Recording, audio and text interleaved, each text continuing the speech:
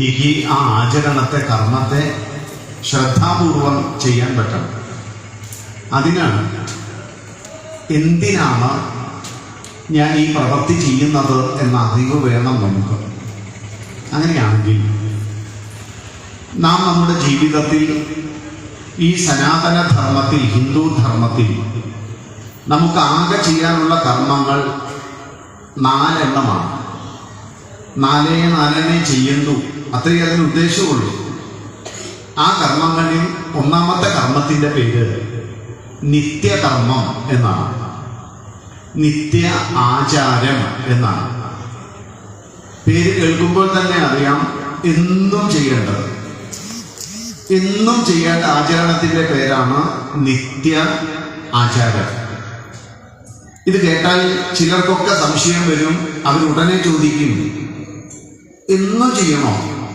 എന്നും ചെയ്യണം, അല്ല ഞായറാഴ്ച ചെയ്യണം, ഞായറാഴ്ച ചെയ്യണം. എന്നും ചെയ്യണമെന്ന് പറഞ്ഞാലും ഞായറാഴ്ചക്ക് എന്തോ ഒരു പ്രത്യേകതയുണ്ടെന്നാണ് വിചാരം. സൺഡേ ഹോളിഡേ അല്ലേ, അപ്പൊ തോന്നിയതുപോലെ എഴുന്നേറ്റാൽ പോരെ?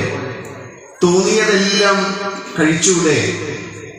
തോന്നിയിടത്തൊക്കെ പൊക്കൂടെ? അത് നമുക്ക് നമ്മുടെ ഇഷ്ടത്തിന് ജീവിക്കാനുള്ളൊരു ദിവസമല്ലേ? അല്ലേ അല്ല. നമുക്കൊരു കാര്യം സ്വഭാവമായി മാറണമെങ്കിൽ തുടർച്ചയായി ആ കാര്യം ചെയ്യണം. എപ്പോഴാണോ നമ്മൾ ആ കാര്യം ചെയ്യാതിരിക്കുന്നത്, ഒരു ദിവസം ചെയ്യാതിരുന്നാൽ ആ സ്വഭാവം നമ്മളിൽ നിന്ന് പോകും. പിന്നെ വീണ്ടും പ്രയത്നിക്കണം, വീണ്ടും പരിശ്രമിക്കണം. അതുകൊണ്ട് ഏത് സ്വഭാവവും സ്ഥിരമായി നിലനിൽക്കണമെങ്കിൽ എല്ലാ ദിവസവും അത് ചെയ്യണം. അതിനൊരു നൈരന്തര്യം വേണം, നിരന്തര ഭാവം വേണം. അങ്ങനെയാണെങ്കിൽ എല്ലാ ദിവസവും ജീവിതത്തിൽ ഓണം വരട്ടെ, വിഷു വരട്ടെ, സംക്രാന്തി വരട്ടെ, ആഘോഷങ്ങൾ വരട്ടെ, ഉത്സവങ്ങൾ വരട്ടെ, എന്തു വന്നാലും ചെയ്യേണ്ട ആചരണങ്ങളുടെ പേരാണ് നിത്യകർമ്മം എന്നുള്ളത്. അതുകൊണ്ട് ഒന്നാമത്തെ പേര് മറക്കാതിരിക്കട്ടെ, നിത്യകർമ്മം. രണ്ടാമത്തെ കർമ്മത്തിന്റെ പേരാണ് നൈമിത്തികം. കുറച്ച് ശ്രദ്ധയുണ്ടെങ്കിലേ ഇതൊന്ന് ഓർത്തു വെക്കാൻ പറ്റൂ. നൈമിത്തികം എന്ന് പറഞ്ഞാൽ നിമിത്തം വന്നാൽ ചെയ്യണം, ഇല്ലെങ്കിൽ ചെയ്യണ്ട.